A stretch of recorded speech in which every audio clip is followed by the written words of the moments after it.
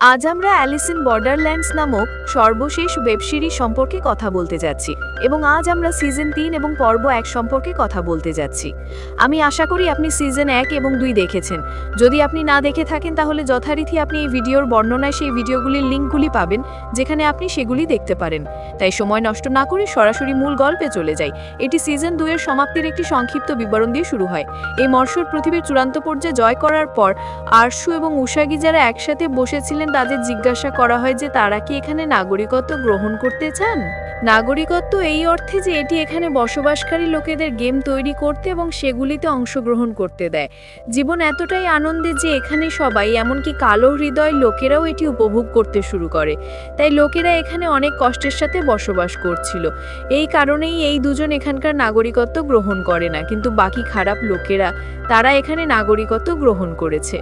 এরপর দৃশ্যপট বর্তমান সময় পরিবর্তিত হয়। এখানে আমরা আরসুকে দেখি যার উপর কিছু লোক তাদের প্রশ্ন জিজ্ঞাসা করছিল। তারা জিজ্ঞাসা করতে চেয়েছিল মৃত্যুর পর তুমি কোথায় গিয়েছিলে, যার উত্তরে তাকে বলতে হয়েছিল যে প্রায় 1 মিনিটের জন্য আমি এমন এক জগতে চলে গিয়েছিলাম যেখানে আমি গেম খেলতাম। বাস্তব জগতে আমরা যেসব খেলা খেলি না।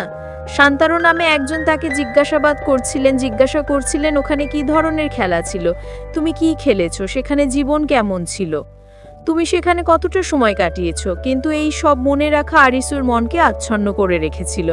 অতএব পুরো প্রক্রিয়াটিই থেমে গিয়েছিল।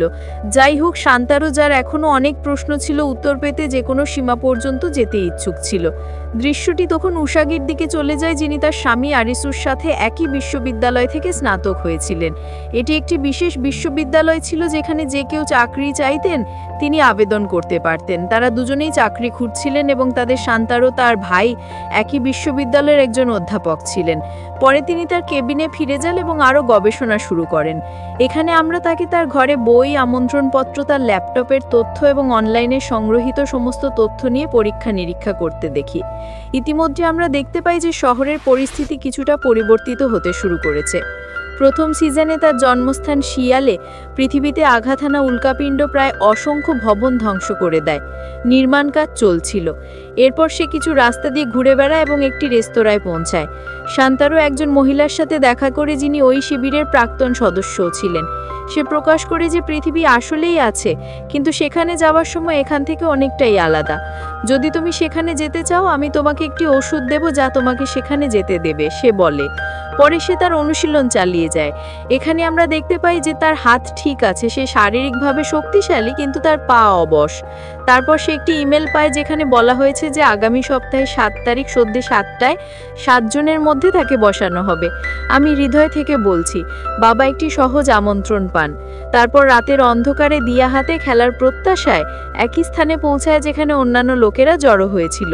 একজন হোস্টও আছেন যিনি এই সবকিছু পরিচালনা করেন। সে বলে তোমাদের সবাইকে এই চেয়ারগুলিতে বসতে হবে এবং তারপর তোমাদের সামনে 7টি কার্ড রাখা হবে। এক এক করে তোমরা পরেরটি নেবে। যদি কেউ একই কার্ড খুঁজে পায়, যেমন 2টি 2, 2টি 3, 2টি 4, 2টি 5, 2টি ছক্কা, তাহলে তারা বাদ পড়বে। যার হাতে শেষ পর্যন্ত কেবল জোকার থাকবে সেই বিজয়ী হবে, যে স্বপ্নের জগতে অথবা বরং মৃত্যুর জগতে প্রবেশ করতে সক্ষম হবে। খেলা যখন তাদের মধ্যে স্থানান্তরিত হয় তখন পরের ব্যক্তি তাদের কার্ড থেকে একটি কার্ড বের করে এবং দরিদ্র লোকের 2টি 2 মিলে যায় এবং সে একটি ভয়াবহ ধাক্কা পায়। সেই ধাক্কা তার জীবন কেড়ে নেয়।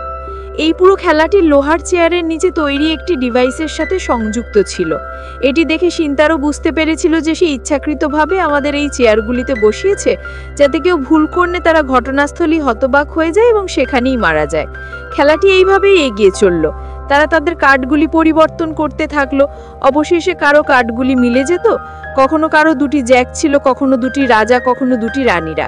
তো শেষে মাত্র 2 জন লোক রয়ে গেল, একজন ব্যবসায়ী আর অন্যটি আমাদের শান্তারো। তাদের দুজনেরই প্রায় 1 জন করেছিল। এমনকি ব্যবসায়ীও মন্তব্য করলেন যে এই খেলাটা তো একেবারেই অকেজো, জীবন তো জীবনই।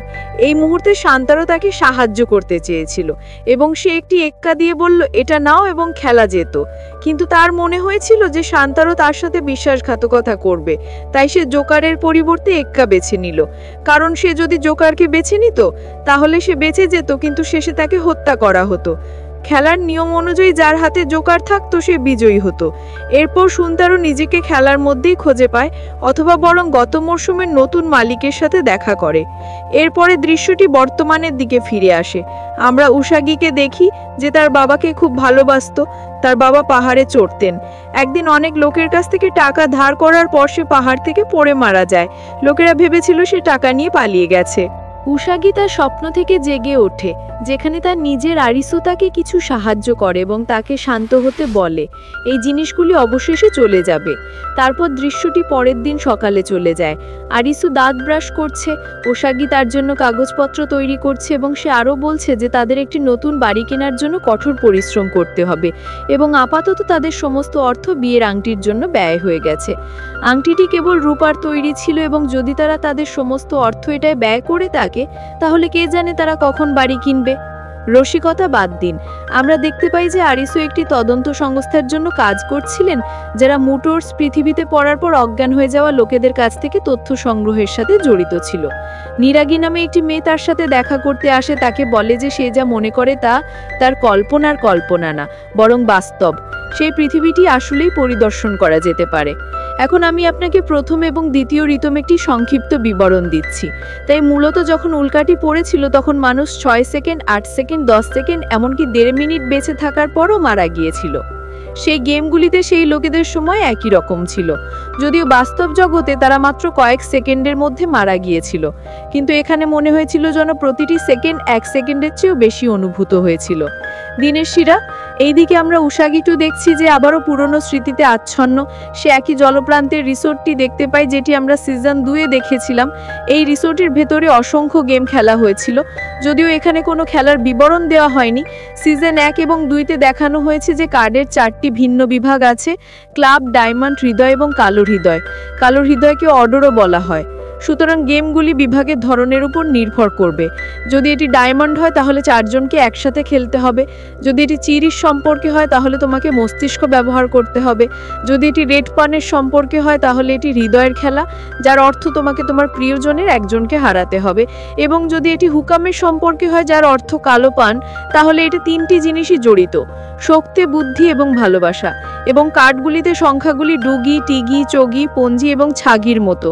সুতরাং সংখ্যাটি যত বেশি হবে অসুবিধা স্তর তত বেশি হবে।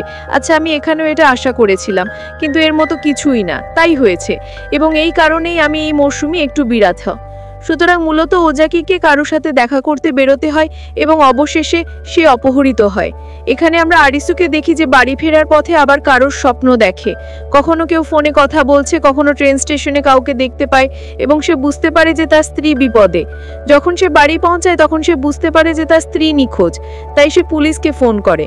এখানে কিছু তদন্তকারী আধিকারিক তাকে রিসোর্টের সিসিটিভি ফুটেজ দেখায় যেখানে তার স্ত্রীকে শেষবার দেখা গিয়েছিল। তারা আরও প্রকাশ করে যে তার সাথে দেখা করা ব্যক্তিটি সুনতারো, একজন বিশ্ববিদ্যালয়ের অধ্যাপক যিনি মৎস্য জগতের একটি অস্পৃশ্য অংশ কভার করতে চাইতেন। অবাকভাবে 1 ঘন্টা পরে তাদের মৃতদেহ হাসপাতালে শোচনীয় অবস্থায় পাওয়া যায়। এটি আরিসুকে দৃঢ়ভাবে সন্তুষ্ট করে দেয় এবং সে শিনতারো তার স্ত্রীর সাথে ঠিক কী করেছিল তা তদন্ত করতে সিদ্ধান্ত নেয়। সে তার অফিসে যায়, তার কেবিনে প্রবেশ করে এবং তাদের কাছ থেকে যতটা সম্ভব তথ্য সংগ্রহ করে। সে আবিষ্কার করে যে শিনতারো সেই জগতের প্রতি আচ্ছন্ন যেখানে মানুষ মৃত্যুর পর এবং আকাশে পৌঁছানোর আগে, অর্থাৎ পরিত্রাণ লাভের আগে বসবাস করে। এখন সে জানে যে উসাগি তার সাথে ছিল। তার স্ত্রীকে রক্ষা করার জন্য সে সরাসরি নিরাগির কাছে যায় এবং তাকে বলে যে যাই হোক না কেন সে তাকে ফিরিয়ে আনতে চায়। নিরাগি বলে যে তার হাতে মাত্র 2 মিনিট আছে।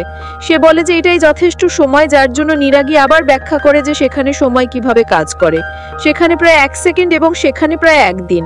সুতরাং এটি গ্রহণ করে এবং সমস্ত ঝুঁকি নিতে ইচ্ছুক থাকা আরিসু সেখানে যেতে রাজি হয়। এরপর নিরাগি তাকে একটি ইনজেকশন দেয়। এটা একটি সিরাম ছিল যা কয়েক মিনিটের জন্য তার হৃদস্পন্দন বন্ধ করে দেয়। সুতরাং যখন সে তাকে ইনজেকশন দেয় এবং ওপরের দিকে তাকায় তখন সে প্রথমে নিরাগিকে স্বাভাবিক অবস্থায় দেখতে পায়। তারপর যখন সে ঘুরে দাঁড়ায় নিরাগি অদৃশ্য হয়ে যায়।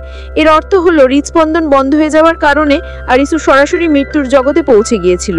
তবে মৃত্যুর জগতে পৌঁছানোর বিষয়টিও বেশ অদ্ভুতভাবেই চিত্রিত করা হয়েছে। আগের মরশুমগুলোতে এটি ছিল না। এবার আরিসু তার স্ত্রীকে খুঁজতে বেড়ায়, সব জায়গায় খেলার বোর্ড দেখতে পায়, কোথাও লেখা আছে ওখানে 16 মিটার যাও অথবা ওখানে 8 মিটার যাও। তাই যখন সে এটা করছে তখন রাত হয়ে গেছে। রাতে একজন অদ্ভুত চীনা ভবনের কাছে পৌঁছায় যেখানে লেখা ছিল ফাইনাল ডেস্টিনেশন, যার অর্থ প্রথম খেলাটি শুরু হতে চলেছে।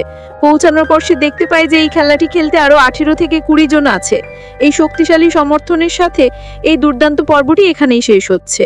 আমরা শীঘ্রই দ্বিতীয় পর্বটি নিয়ে আসবো, তাই ততক্ষণ দেখতে থাকুন এবং নিরাপদে থাকুন। বন্ধুরা, এই ভিডিওটি দেখার জন্য আপনাকে অনেক ধন্যবাদ। পরের ভিডিওতে দেখা